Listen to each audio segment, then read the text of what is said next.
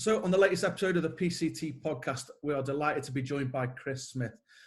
Chris was the winner of the Samsung's famous Winner Pro contract back in 2012. And we're going to discuss that fantastic experience, the fallout, amongst many other things, and where life has taken him now. So let's get started. Good evening, Chris. Thank you for joining us today. How are you, mate? Good evening, mate. Yes, I'm very well, thank you. Just loving life in lockdown. But yeah, Sunday, ready to go again tomorrow. Loads of fun. How are you? Yeah, not too bad, mate. As you say, plodding on and doing what we can. And we're recording this during what is the third lockdown after the 97 days of January. I want to start off there. You're now obviously a personal trainer. How is that currently affecting your sort of industry with the third lockdown? Yeah, well, the gyms are shut, obviously, and I can still sort of do online training, and I've been doing Zoom workouts for a few of my clients, trying to keep everybody fit and healthy and keep everybody sane, really, whilst the gyms are closed and we can't go and get that release. But yeah, it's ticking over. It's not what I want to be doing. I mean, the online coaching bit is brilliant. I do like the interaction with the one-to-one clients and pushing them through the paces at the gym as well. So hopefully it's not going to be too much longer until we back open and working one-to-one again. Fingers crossed, mate. I think everyone in all industries are missing that personal contact, and a bit sick of seeing Zoom screens, mate. I know, mate. It's a nightmare. We're on Zoom now. Yeah, recording on Zoom. We mentioned in the intro about this winner contract competition, which I want to really delve into because it was sort of a one-of-a-kind competition in its inception. But I want to go further back than that. When was it that you first got involved in football, Chris? What was it that got you going? I think my earliest memories are like I used to play football in the street all the time. My dad always used to say, I always had a ball when I was like a toddler and stuff. And my uncle had come round and always used to say, he's got a ball for an eye, auntie. Like said it, you say it the wrong way around all the time as a joke. But yeah, as far as I can remember, I just used to play football in the house, smashing all the ornaments. Used to play football in the streets constantly. Used to have. Our street, we had like this cul-de-sac and there was like 10 kids in the street, so it was like 5v5 every week, change the teams up. It was brilliant. But yeah, that was one of the earliest memories I've got. And then as I sort of got a little bit older, I ended up going to sort of lads and dads football. I remember the first time I ever went, I was like really nervous. I got like joggers on, stood there like didn't dare get like stuck in. And then the second week, I don't know what it was. I just sort of just absolutely went for it. Started skinning everybody, scored all the goals. Like just something switched, and I was off. Weird. So at this point, as you say, can you remember what age you were at this point? Where I think it was about 7, something like that, 6, 7. Okay.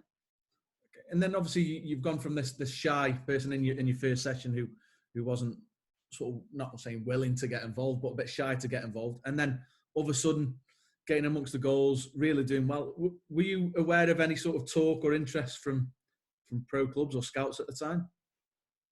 Not necessarily at that stage. It was only when, who was I playing for? I was playing for, I think it was a little bit older than, probably about 8 or 9. I was playing for Woolstanton, and we had a coach called Bill Bradley who used to, I can't remember if he used to play for Everton or he was definitely a coach for Everton at the time, but I can't remember if he used to have something to do with playing for them years ago. And he was coaching us, and we had like a little decent team. And he just asked us if he'd coached us a few times, watched us in a few games, and asked us if we wanted to go and have a little training session with him. Went along, done really well.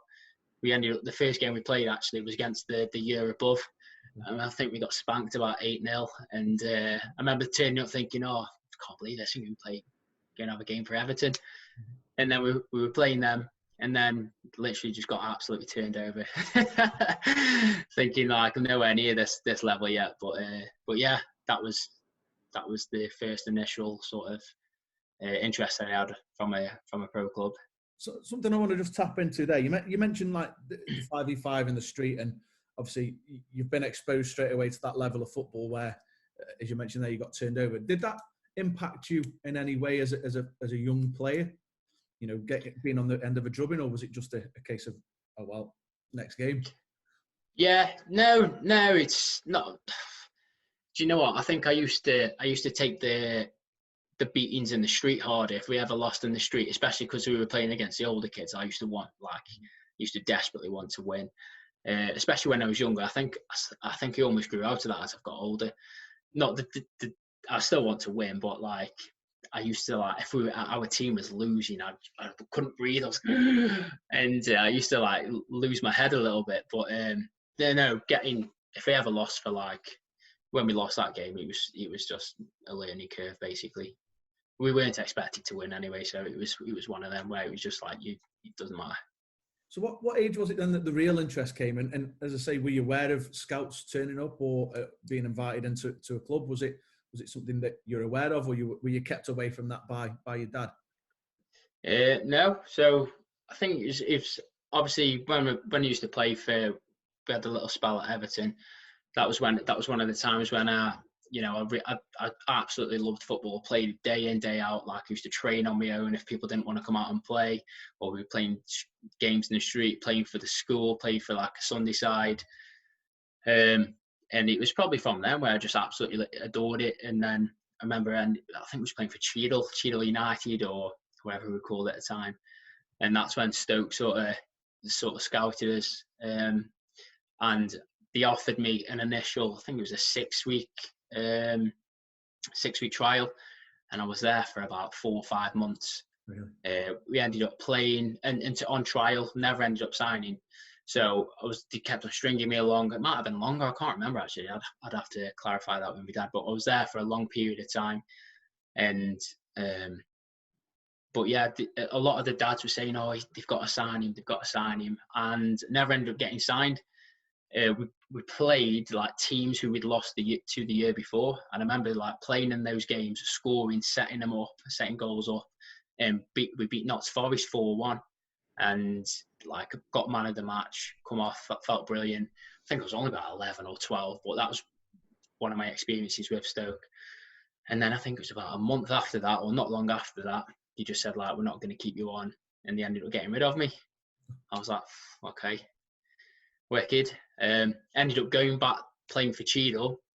After 3 or 4 weeks of playing for them, a different Stoke scout come and approached me and asked me if I wanted to go on trial at Stoke.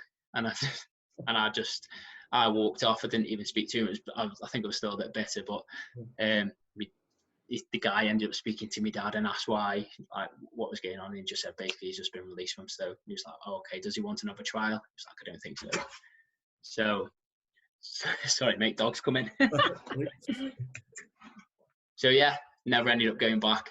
I think I had a bit of a bee in my bonnet about that kind of thing, but I was just wanting to play football, do you know what I mean? So I didn't want to get messed around. So yeah.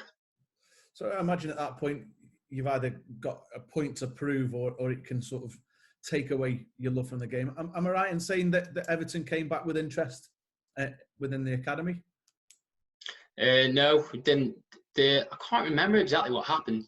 Oh, that was it, yeah. When we were at Everton, Stoke complained that Everton was scouting outside of their zone at the time. And basically, I think that's why we ended up sort of like leaving. We had like 3 or 4 lads from Stoke, and they ended up sort of leaving. And I think that's how we transitioned into playing for Cheadle, and then Stoke come along. And then obviously we didn't even get signed for Stoke, so it's a strange one.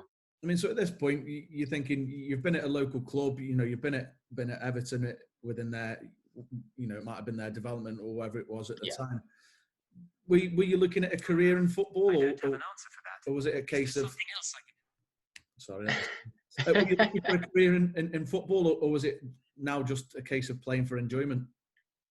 You know, it was a weird one. Like as a kid, you always dream of like being a footballer. You know, you don't dream of playing for, you know, at the time, like lower league clubs, you dream of, you know, playing for like Man United. And I remember reading a thing about Paul Scholes getting signed by Man United when he was about 14. And I remember thinking like, at the time, I think it was like 12, 13, coming up to 14. I remember thinking about, I need to like get signed by somebody. I thought, like, if I don't get signed by 14, then that's it. But these are just the thoughts you have as a kid. Obviously, none of that's true. But obviously, I wanted to be a footballer, but I never sort of. I actually thought it would happen. I thought it would have happened. Like probably sooner or whatever, or would have made a full career out of it, but obviously that didn't happen in the end.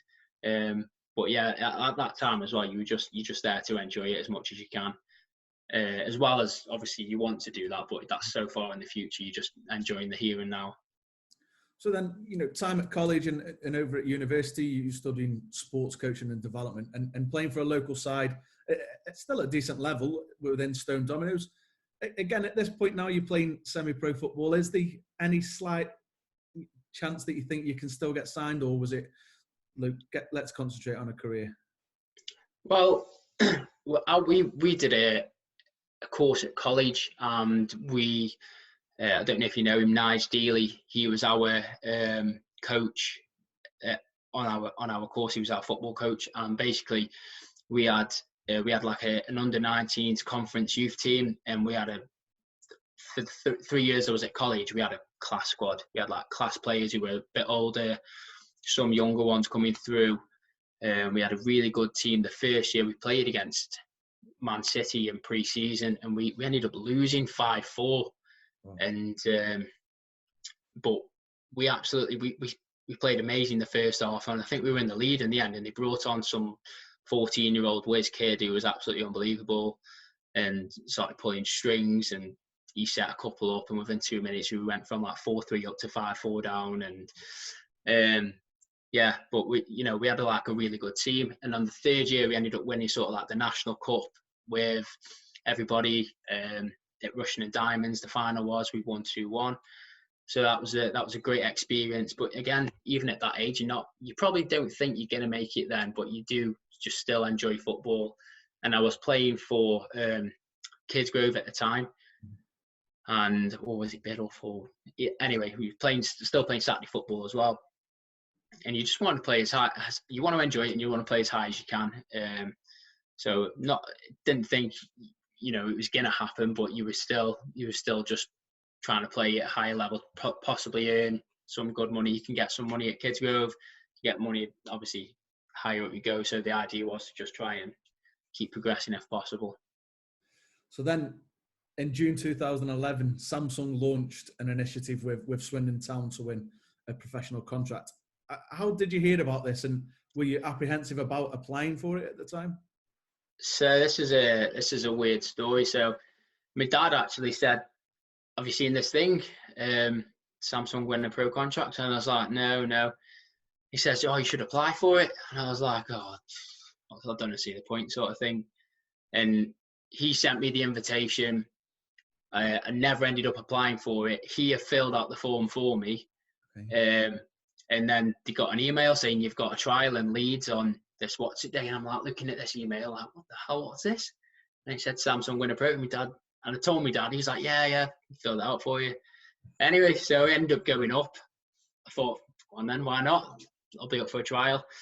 Went all the way up to Leeds, nearly got lost on the way. Sat nav died, asking everyone for directions. No one knew where it was in Leeds. That was funny. Goals centre in Leeds. No one knew where it was. The invisible place.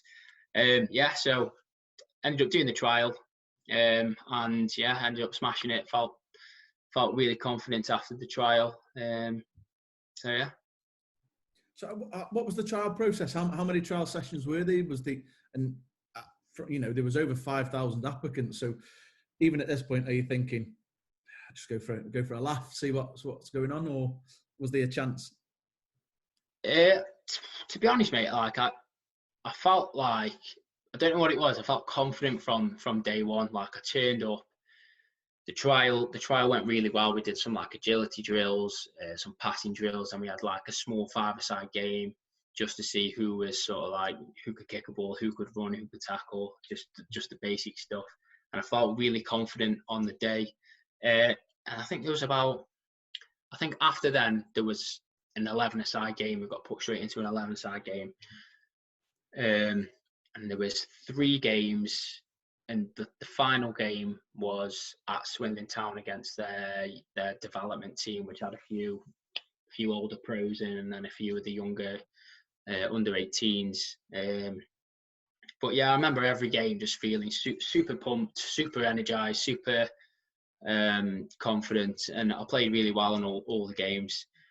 And I remember the final game was against Swindon, and I played really well.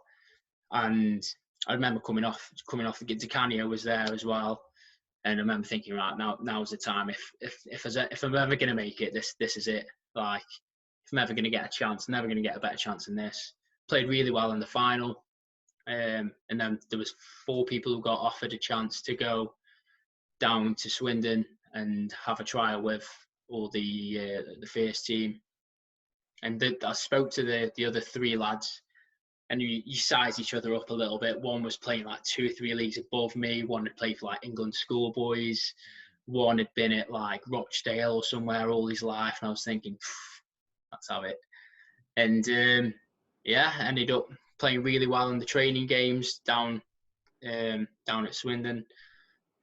Sessions with the Canio just gave 110%. Felt good in the sessions. I felt like I was doing way better than the others. Felt like the game with better players suited me more than playing with players who, I felt like weren't quite at that level. I felt like it was easier for me to play at that level. Ended up getting the nod. I was just saying, some 6 months later, and we'll be putting the footage on this if it's okay. Is that you were sat waiting with one other participant, waiting for that call. And those who will see it will see the absolute shock in your face when Paolo rings and tells you that you've made it, and beating over 5,500 applicants. How did that feel, earning yourself a 12-month deal under such an enigma like Paolo Di Canio? Yeah, it was, in one sense, you're like, I've got Paolo Di Canio on the phone here, like, what's going on? And then in the next sense, you're thinking, like, all right, it's a dream come true. I've just turned, like, professional for the first time.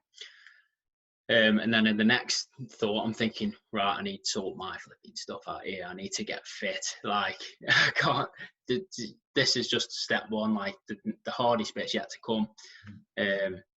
But I enjoyed it for 5 minutes, and then it was time to sort of like get focused. But yeah, honestly, I didn't think it was going to happen. Not that I didn't think it was going to happen, because I did feel confident. But when it actually did happen, it's like, well, I can't believe this is it. But yeah, that was me. That was me initial thought, and it was amazing.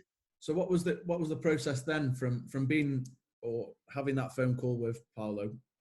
How long was it before you actually joined up with the squad? And how did you think about having to move away from home, somewhere you've spent the majority of your young life so far? I think it wasn't that long after. I think it was like a couple of weeks, 2-3 weeks, and then it was sort of like, it might not have even been that long. It might have been 2 weeks. It was like, go down on this date, you move into your digs. I just remember thinking, like, we had a game on for the team I was playing for at the time. We had a game on the Saturday, and they were like, do you want to play? And I was like, there's no fucking chance I'm playing. It's like, no chance that if I get snapped or injured, like, they will go mental. And yeah, but it was just sort of, I just remember thinking, like, I need to like get fit again, and like couldn't believe it. But yeah, it was a couple of weeks, moved down, and moving away from home, to be honest, was more excitement than nervousness. I remember actually, I was supposed to be sorting out my dissertation at uni, and they just slapped all this work on us. And I remember thinking, God, I hope they sign me, because I can't be bothered to do all this. And then I got signed. So I never ended up doing my dissertation either, which, I was probably doing just not for the sake of it, but I didn't really like it. How did you feel at this point then, Chris? You've gone from, probably playing within a bubble as such with your mates, being at home, going to uni, and all of a sudden you're thrust from sort of the depths and the shadows into national coverage, because this was a pretty big deal, if I remember rightly. And Yeah. being the winner from, as I mentioned before, 5,000 applicants. Did your life change in any way, and how did you cope with the pressure of that national coverage? No, not really. I mean, it wasn't. You speak to a few people, like give you a ring or whatever. Like you get a few messages off your mates saying you shit, and it is like no support. Glad you're leaving. Yeah, sorry for swearing. Yeah. So got a few sort of messages, but other than that, like you have a few sort of like phone calls off papers or whatever. But at the end of the day, I was like Chris Smith from Stoke-on-Trent. I was like still nobody. Like I haven't made jack, and do you know what I mean? I haven't made jack yet, so it's not like the life wasn't. It was turned upside down in terms of my circumstances had changed and the things I was going to be doing had changed. But to me, I would still got a lot to prove and wanted to do well. So it was just more of focusing on what I needed to do, and then packing all my stuff, and then obviously moving down. You mentioned there you got a few non-supportive messages from teammates. How did that feel in contrast then to Paolo Di Canio stating that as a right back you had the fantastic quality and were very good on the ball, and that's quite high praise from what is a footballing legend. Yeah, I know. I've saved it on my phone somewhere. Like I show everybody. Like this is what he said about me. No. Obviously that's it was absolutely amazing to hear that. Like because you want to hear those things, but whether you actually get them all the time. Some managers are against praise, aren't they? And further down the line, like found out Canio was a lot more sort of brutal. But obviously the praise is nice. The messages from your mates is a bit of banter, and that's welcomed as well. Keeps your feet firmly on the ground. So yeah, it was all good fun. How did your first session go then? Talk to us about that. You've moved down. You're introduced to your new squad and your teammates. Was there a welcoming tackle from any of the senior pros, or were they quite welcoming? I think at the first session, I'm trying to remember what it was. Oh yeah, so that was it. The first session it was like snowing and icy, and the grounds were absolutely rock hard. So we were training on this 3G pitch, and I turned up. Obviously, I got like all my old kit or whatever, and they're like, "Yeah, we've got your old kit here." And they were like, "Right, all the lads have got snoods on," and they were like, "I just got my shorts." I was like, "Oh, fuck it, I'm hard. I'll be all right." And other lads like dole up to the nines, like all the kit on, like hats on, scarves, snooze, the lot, hot water bottles. They didn't have that what it was, but we ended up walking down to the pitches, and we stood there for about 45 minutes while Paolo was going mental at everybody, like trying to get everybody geared up, and it was absolutely freezing. We were like shivering, like so I was thinking that's why they all put like 2 pairs of joggers on, like. But we were there for 45 minutes, just standing there on the pitch whilst he was going mad, and I just remember the first session. Every session was intense. Like it was the most intense training I've ever had. And it was just sort of 100%, like boom, like fizz the ball and absolutely wrap it into you. If your touch isn't on, you're getting yelled at. And it was an eye opener. I just remember thinking like these lads are on another level here. Yeah, it was good. Bit of a baptism of fire then from playing at local leagues in Staffordshire. What did the average week look like for you then, Chris, in terms of like your build up to games and your sessions? So for me, obviously, like the first experience as being a pro, like that was the only experience for me as being a pro. So my experience was we trained 7 days a week with 1 or 2 games in there. Wow. And according to the other lads, other teams normally had 1 or 2 days off a week. It was normally Wednesday or Sunday. We trained every day of the week. Wow. So if you weren't playing on the Tuesday night, you trained. So you're either in the gym training, doing fitness, or you were, depending on how big your squad was, you were either training, because we didn't have like a development team either. So, which was a bit a bit of a shame. I think that killed me a little bit, because that would have been a good sort of building platform for me. And we trained every day. We did sort of possession, we did shape work every single day, attackers v defenders, phases of play, practice corners, different shadow play. We did everything, like, just so well drilled. Everyone knew the position. Like, if anybody from centre mid had to drop into defence, they knew the positions. Like, everybody knew everyone's position. It was that well drilled. Wow. And it was no surprise, like, how well the team did in the end. Like, it was like most games you could see it was like training. Yeah. Like, just how we positioned, where we moved as a unit. It was brilliant. It was just, yeah, amazing. So, having signed in the February, was there any inclination when you were going to get your debut and when you were going to make that start, or was it just a case of you were again? Do you know what? Like, it was a weird one, because I was surprised. Like, once I learned who the players were and the team and everything, I was surprised they ended up getting signed, because they got the captain was the right back, and he had me as a right back. And the captain was right back, Paul Caddis, and he was brilliant, absolutely brilliant. He ran the show from right back. Like, he was amazing. Like, and the more I learnt about him, he made his debut when he was 16 for Celtic against Barcelona in the Champions League against Ronaldinho. Oh wow! Like, and they were like, "Yeah, go and play against the world's best players." Oh, okay.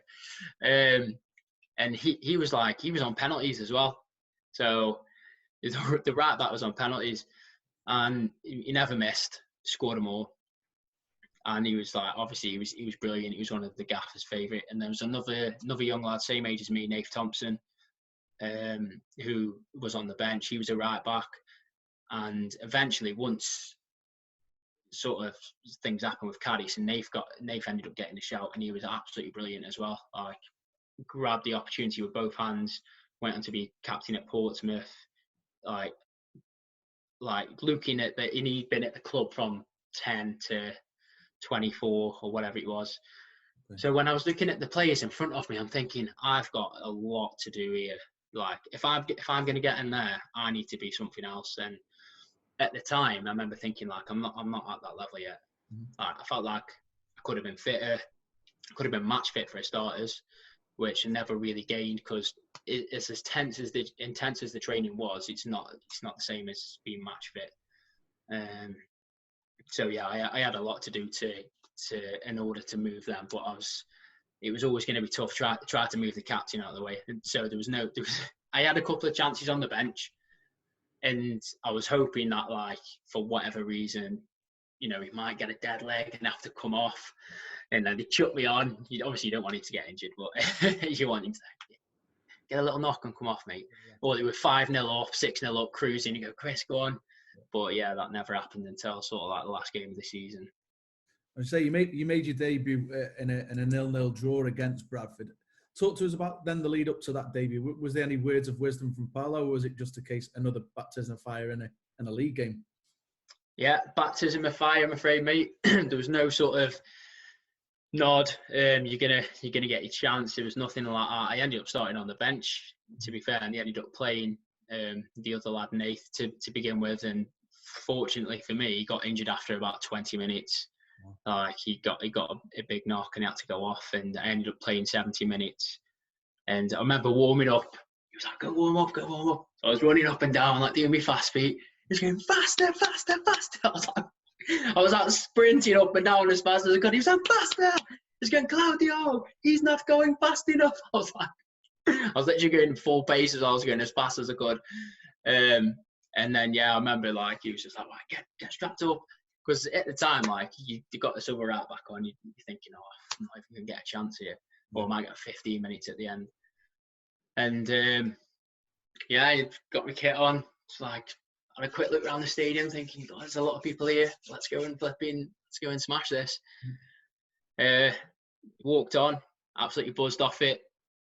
First tackle, first ball up in the air, gone up to compete with this lad who's 6'6". And like, I'm 5'8". I sort of just dropped off. I went up for it. I gave him a nudge, to be fair. I didn't win the ball. He ended up hitting his shoulder. Bounced nice for me. first touch, just adrenaline, everything's happening all at once. Nice touch out to Matt Ritchie. I thought, sound, let's go. He's brilliant. And then with the nerves slightly calmed after that. Yeah. Oh, there was no sort of tactics chat before we went on. The only thing he said is clip the channels. He said first touch, don't pass it, clip the channels, just to like, I'm guessing it's just to sort of ease myself in. Yeah.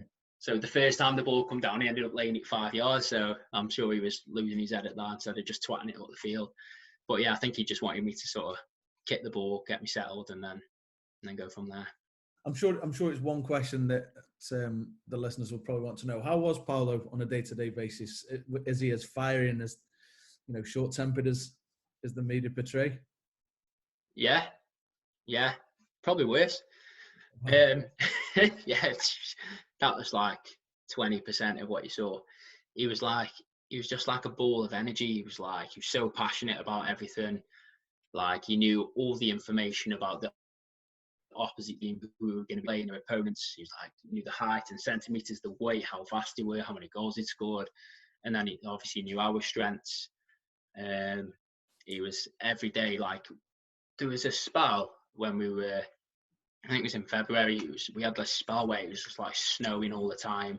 Grounds were like rock hard. Every single day, the lads, after the first session, I ended up coming down and I didn't have a snood on, but I got the jackets on. And I remember walking down to the pitches at Liddington, and he'd had his weight in there for about 30 minutes before he even walked down. We were all like jumping up and down, freezing. Where is he, like? And he bowls down in his tiny little shorts, like, he's got these little socks on, he's got his jacket undone, bowls down, and he just rollicks us for like 45 minutes. We'd been standing outside for about an hour in this freezing cold, and we're just looking around, not paying attention, because we're like absolutely dithering. And he's just like going half a lever on everybody, and just, yeah, he was just passionate every single day, like, well drilled. Knew everything, what we wanted to work on, how we were going to do it.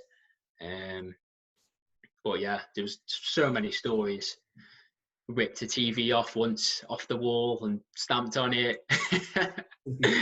Yeah, oh God, yeah. We're watching, I think we'd lost 2-0 to Crewe away, and we come back and we're watching clips on the Sunday, and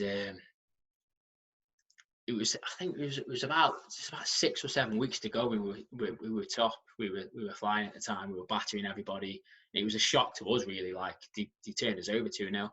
Obviously, I mean, I didn't play, but but he went he had us all in. He went absolutely mental. He was showing the clips. He's banging the TV. The TV's coming up with all marks on. He's effing and blind. He's screaming at everyone. Then just rips the TV off and he's stamping on it. It's like, going absolutely mental. Told us all go off. Every day was brilliant, mate. Like, you could tell a story about every day. Like, it was so good. Yeah. Obviously, the season came to an end after that result. Am I right in saying that you went out to Northampton on loan, the following season? How did that feel, being away from home and then shipped out on loan to somewhere that was, again, away from your second home? Yeah. Well, I wanted to stay. Obviously, I wanted to stay at Swindon because I wanted to I felt like Di Canio was sort of, he said to me, basically, when suggested about going out on loan, he was like, no. He's like, you go out on loan, you pick up bad habits, you stay here with us. But the guy I was working with at the time and my agent, and they sort of thought it'd be better for my development if I went off, tried to pick up some game time or whatever it was. Maybe it was AD Boothwood, he was the manager actually at Northampton. Maybe, maybe you might like me or might try me, such and such or whatever. And I went to Northampton. Again, I was staying in a hotel, which was loads of fun. Didn't really have any sort of food there. The best food I had was this sort of little crappy calf thing. It wasn't even like bread. It was all sort of like deep fat fried everything. So couldn't eat that. I had to like go shopping every single day and just have like sandwiches and pasta pots. But yeah, I went to Northampton. I thought this was a good chance to impress, and I remember training really well. And they'd had a few problems with the right back at the time, and he'd ended up bringing this other young lad in who was playing well, and they ended up going on like a really good run. That I was only there. I think I was there for like a 5-week loan or something like that to try and get a few games. In the first 2 weeks I was there, they had like 2 weeks worth of games. They had 4 or 5 games within about 20 days. And then they had like a 10-day period without any. And within the 2 weeks, they started smashing everybody. Like, everyone was like playing amazing. They were like battering teams, 3 and 4-0, home and away. I was like, oh my God. So I was on the bench again, didn't get my chance. And then the 10 days that we were off, where we didn't have a game, we were training on this 3G, and I ended up pulling my groin, like slipping on the old 3G, and my groin went, and I was out for like 2 weeks. And they were still smashing everybody. And by the end of my loan come up, I hadn't touched the ball again. So I ended up going back to Swindon, not played, and just recovered from a groin injury. So yeah, that was decent. What's going through your mind at that point then, Chris? Obviously, you've gone out on loan to get game time. Unfortunately, it hasn't worked out. And again, you've gone from non-league side to being out on loan at professional clubs. What's going through your mind? Do you know what? Actually, you've just reminded me. We had a game away. I can't remember who we were playing. We played away, and AD Buford messaged me and said, "Listen, you're starting tomorrow." And I was like, brilliant, absolutely buzzing. And they'd had like 4 or 5 people with food poisoning in the club, not food poisoning, or a bug, and people were throwing up. And that night, I ended up throwing up myself, and I thought, I can't go. Like, I ended up messaging him saying, I've just thrown up. Like, I mean, I said, I still want to come. Yeah. I said, but obviously I don't want to give all the other players this bug or whatever, and I didn't want to do myself. I remember ringing my dad being like, what shall I do? Shall I just go and just pretend like I'm all right? And he was like, you don't want to go and do yourself a disservice by playing shit because you've been ill. And I thought, he's probably right. So I never ended up playing, ended up staying in the hotel all night feeling horrendous. And yeah, didn't end up playing. But yeah, in terms of being out at other clubs, it was great experience. Met some great players. Clark Carlisle, absolute flipping gent. Loads of other players at Northampton were wicked. Akinfenwa, big Akinfenwa, he was there. Mustard, playing and training with him. You should get the ball off keeper right back. He'd be up the top. He'd just whip the ball in. He'd move everybody out of the way, head it in. I thought, oh God, this is easy. I'm glad he's on my team. But yeah.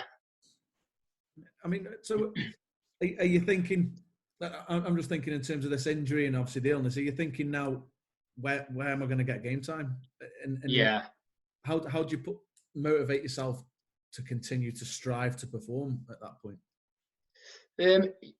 At the time, it was just sort of like I felt like it was just not going to happen for me. Like things weren't going my way. And I got into sort of a bit of a negative mindset. Like you start beating yourself up.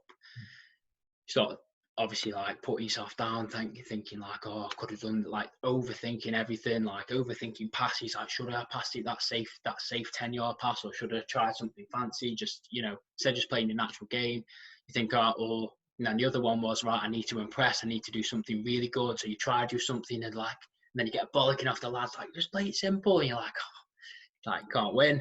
Yeah. So, but it comes down to decision making. But just felt like it wasn't going my way at that time. So then, in May 2013, towards the end of your contract and ultimately matters out of your hand, the club needed to reduce their wage bill, and unfortunately, not offered a new deal with the new manager, Kevin McDonald. Yeah.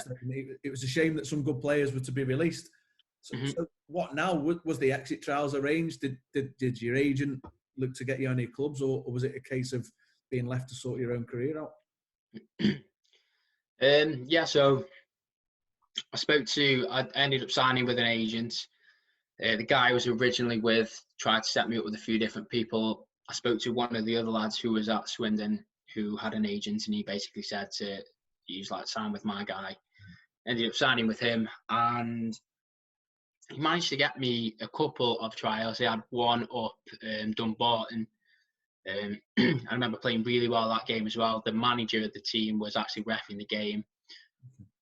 Come up to me at the end of the game, said how well I'd played, and like they'd be in touch. My agent rang me the day after and said he was really impressed with you. He wants you to come back in pre-season. So I was thinking, there you go, there's one door. And a couple of weeks after, I think they'd had somebody on loan the year before, and they ended up signing him in my position. Then I got a call saying, you know, you're not going to be required for your pre-season training. They've just signed somebody else. So I was like, all right, okay.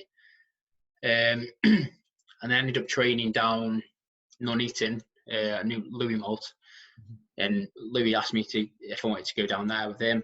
And I ended up going down there, training with him. Got myself really fit in the training sessions. Felt brilliant. Trained really well, and I remember speaking to the manager, and he was just sort of offering me, like, they had a guy at the time who was 35 and he'd played at Scotland for like 4 or 5 appearances, and he was coming towards the end of his career, and the manager just said, like, basically, like, he's going to be the number one. You could be on like a pay as you play kind of basis. He said, but you're not guaranteed to start.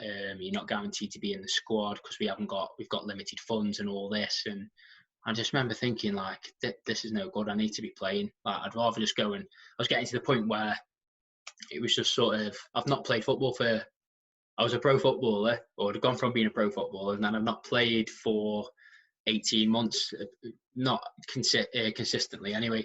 So I was just like, I just want to go and play and enjoy it now. I remember speaking to my dad.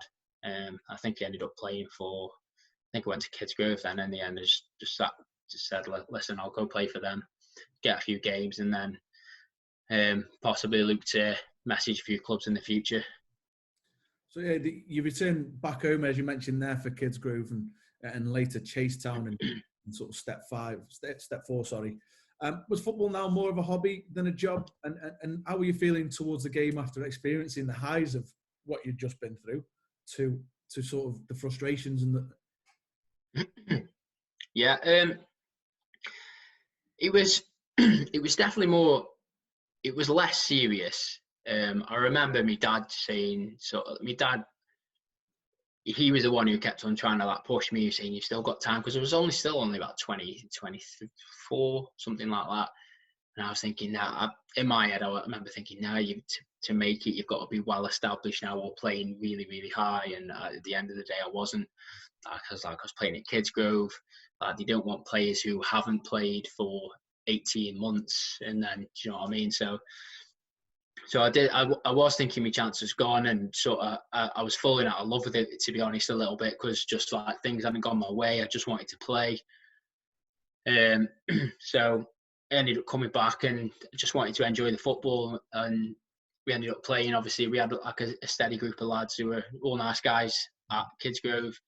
Obviously, you've gone from one standard to another, but to be honest, I wasn't even playing right back. I was playing centre mid. Oh, wow. And that's where I've always played, really, and I absolutely loved it. I think we were about mid-table at the time, but I just remember playing and just absolutely loving it, being really fit. I was still fit from the pre-season with Nuneaton. And yeah, I ended up doing well at that level, and just said, like, I sort of accepted that this was the level I was just going to sort of play at. Maybe things weren't going to work out for me.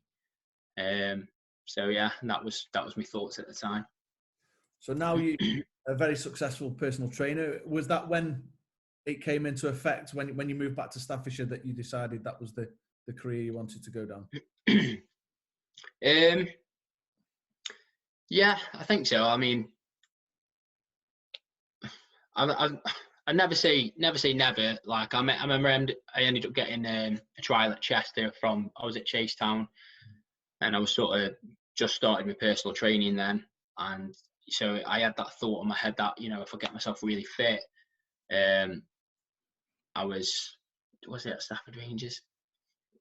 Anyway, I was at one of the teams, and I ended up going for a couple of weeks trials at Chester, and I ended up doing really well, and they just basically said, like, we want to come watch you in a game.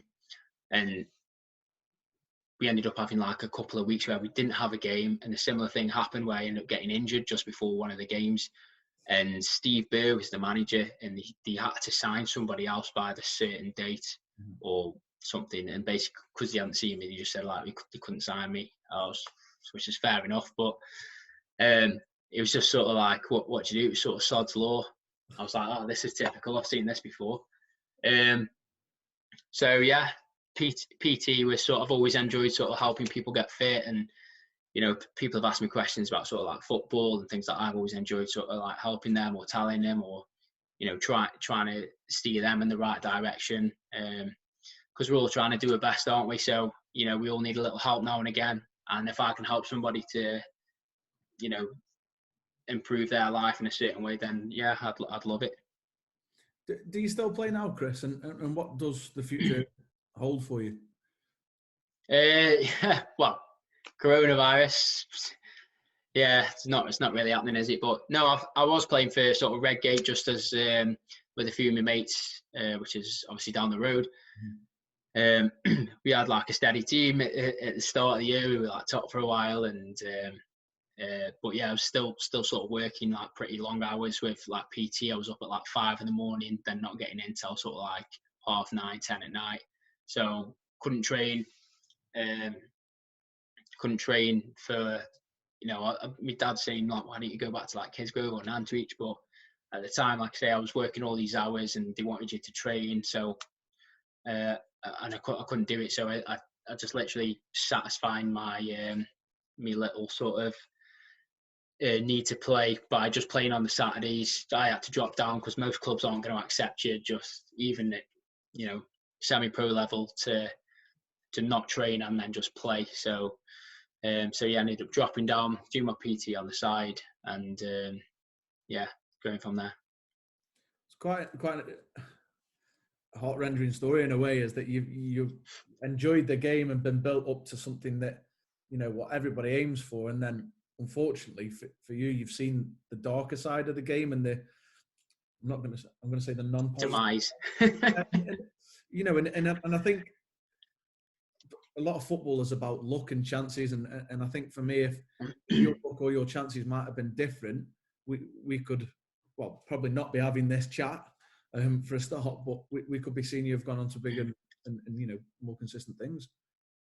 Well, I do agree with that to some extent, but I also think like my mindset at the time, because probably a product of the environment as well, but because I knew sort of what level I wanted to be at, or I needed to be at to play, and then because you're taking a bit of a battering, you've ended up sort of lowering your standards, and then you don't perform at the highest levels. So I think it was like the mindset for me as well. Like, you get some players who take the knockbacks but still perform and think up here. They take that knockback and they still work up here, and those are the ones who end up making it.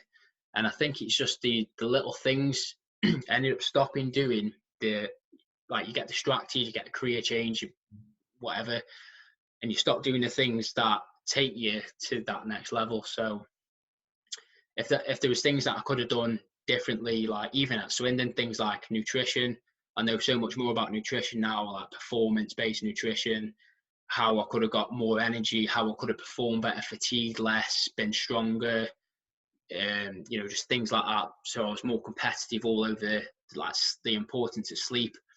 Like I used to probably get 6-7 hours a night. Other lads probably getting 8-9 hours, and it makes a difference over the course of a week, a month, 6 months. Those little 1%ers add up to something big, and over the course of all that time, someone's gone from there to there, and he's that much ahead of you. Mm-hmm. You're still doing the same things. He's doing all these little other things more consistently that are taking him that inch closer to being a better performer, better athlete. And in the end, it's things like that build you up mentally and build you up physically, and you have that sort of readiness as well. So when your opportunity does come, you're ready to absolutely smash it. But I think a lot of it came down to sort of like mindset. Pardon me. started to develop like a negative mindset, as you just said, like thinking, oh, this isn't going to work for me. And in sense now, if I had the chance to do it again, I'm thinking, right, fuck that. What can we do now? Like, what's the next step? How can I show them now? Videos, footage, just loads of different things. You could probably literally get yourself, if you believe in yourself that much, you could probably literally get yourself a trial by messaging somebody 5,000 times until they give you a chance. Like, I genuinely believe that. Like, someone, they might even give you a trial just to prove that you're flipping no good. Yeah. Do you know what I mean? Like, if you want it bad enough, I genuinely believe that you've got a good chance of getting your chance. So if there's any young kids out there watching, like, you've got to develop that sort of like bulletproof mindset, that you've got to have that willingness to sort of to go and keep improving every single day. As I said earlier about like Phil Neville with his kids, he's got that regimen, like the training, first thing in the morning, the nutrition, getting the things done that they need to do every single day without fail. Like the non-negotiables, like get them done. Your nutrition's on point, your gym's on point, you're fit as anything, and then that's 70% of the work done. Yeah. And you're giving yourself a good chance of then making a success of it. That was leading me nicely into my sort of last question before we go to the quick fire questions. Is what advice would you give to youngsters out there with a heart of footballer? So I think you've nailed it. Just record that up a bit, replay that up a bit. But again, look, I think it's a great insight because you've seen the highs and lows, and with a bit of hindsight now, if you would, as you mentioned there, to have your time again, you would know what was needed. And I think for anybody listening who wants a career in the game, you've got to have those non-negotiables. You mentioned that bulletproof mindset of that you're going to be ready in all aspects. When sacrifices, like I remember being sort of like 16, 17, 18, you get your head turned by girls, you end up going uptown with your mates, getting slaughtered all the time, and you're thinking, in one sense, this is loads of fun, but how serious is it towards how is it going to impact you doing well in football? You might not even make it as a pro at the Prem, but you could play and earn good money at the conference level, even the league below or whatever. That might be your limit, but without doing all the steps, you don't give yourself that chance to get up there. And again, I think you mentioned him earlier in Louis Moult, is that if you look at the career that he's had, and I may lean on you to get him as a guest, but if you look at where he was released at Stoke, down at Nuneaton, and then now playing his trade with Preston, there's never no way out, if that makes sense. There's always a way that you can achieve it, and I think if we spoke to Louis, he'd probably speak about that mindset. Yeah, I think so. With some players as well, like say they've got that bulletproof mindset. Like I always think of like Roger Federer. Like, have you seen him when he loses a point? He's not bothered. Like, just no reaction. Like it goes over his head. Like he's smooth as anything into, you know what I mean? He's cool as ice, and he doesn't take if he's playing really well, he doesn't get like too carried away. If he's playing really crap, he doesn't get too carried away. He's still at that level, and I think that's the kind of sort of mindset you've got to have. You've still got to have that drive and everything, but if you've got that sort of leveled mindset where the highs aren't too high, the lows aren't too low, you can progress. I mean, and I think because it doesn't matter what comes at you then. Yeah. You're still going to be sort of mentally in that good place. And I think that's the hard bit. You probably do need good people around you. You need to sort of have good self-belief, and obviously you've got to have sort of that drive within you to keep pushing but not get too carried away. So, yeah. Superb advice, and I think anybody listening back will take a lot from that. I'm very conscious that I've had you on a Sunday night for over an hour now, and you're right. This is a chance to make you feel a little bit more uncomfortable if you haven't. Yeah. Quick 5 questions. Oh, good. Best manager or coach played under? No, it's got to be Di Canio. But I'm going to say it now. Nige Dealey, top man, top player. Used to play with us as well at the college level, and he used to like absolutely take the mick out of the lads. Like with ability wise, he was brilliant. So Paolo, and then Nice Dealey. Very high praise. Best friend in football or the fitness industry? Best friend in football or the fitness industry? I don't know. I've got a few good mates. We'll go Zoe. She's going to be a PT, so she's probably my best mate. Nice little point there. Who's been your toughest opponent?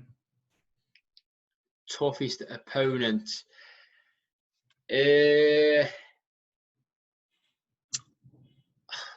it be in the same team? Yeah. Right. So when you're training against them. Yeah. Oh, Aidan Flint absolutely nailed me one game, and I couldn't walk for about a week. One of the training sessions. Best player played with? Matt Ritchie. Superb. Best moment in football to date? Making my debut for Swindon. There was like 12,000 people there. That was pretty good. Celebrating with the lads when they won the league. I didn't feel a part of it as such, but that was a good experience. Yeah. Biggest wow moment? Watching Paolo Di Canio sing "Dancing on the Moonlight" in front of all the fans at at the after party. that was pretty wow. I'm sure there's some story behind that as well. Yeah. Biggest role model or influence? Probably my dad. Yeah, he was sort of always like had the self-belief and wanted to push me, and always wanted me to do well and wanted me to. Probably my biggest fan sort of thing.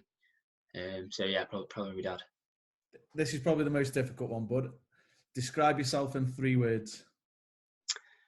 Ooh, just 3. Don't know. Hardworking, passionate, and easygoing. Some would argue that's 5 words, but I'll let you off with it. And finally, mate, is there anybody you would recommend or like to hear on the podcast? Yeah, I'll try and speak to him if I can. There was a lad who won the competition the year. There's 2 lads actually. The year after me, one called Jack Sherritt, who used to play in our college team the year we won the cup, national cup. Brilliant player. Not sure where he's at now. And there was another lad. There was two winners that year. One called Caden Jackson, who's now playing for Ipswich Town. So I'll speak to him, mate. See if I can get him on for you. Yeah, that'd be brilliant, mate. I'd appreciate that. You'll be glad to know it's the end of the quickfire questions, mate. And yeah, wicked. Episode. I just want to say sort of thank you for your time. And I know you're a busy man, and probably to talk about something that was quite possibly the highest moment in your career as a footballer, and ultimately the lowest. Thank you for being so open and honest and sharing your experiences, really. And I just want to say, good luck in everything that you do, and hopefully within the next month we're out of lockdown 3 and back doing what you do best and what you love. Anytime, mate. Cheers, appreciate it. It's nice to share some of the experiences. So hopefully, if anybody's watching and you can take a couple of nuggets from that, then that'll be good. No, I'm sure they will. Superb. Thank you, Chris. Wicked. Cheers, bud. Tell mate. Hello, we're Towel Central UK, local towel stockist here on Trentham Trade Park, Stanley Matthews Way. Our opening hours are 8 till 5 in the week and Saturdays till 12. Thank you for listening. We hope you enjoy the content that we're trying to bring to you. Don't forget, new episodes will be released every Monday. You can find us on the iTunes Store, Spotify, and if you want to see the video, you can see it on our YouTube channel, PCT Football Coaching.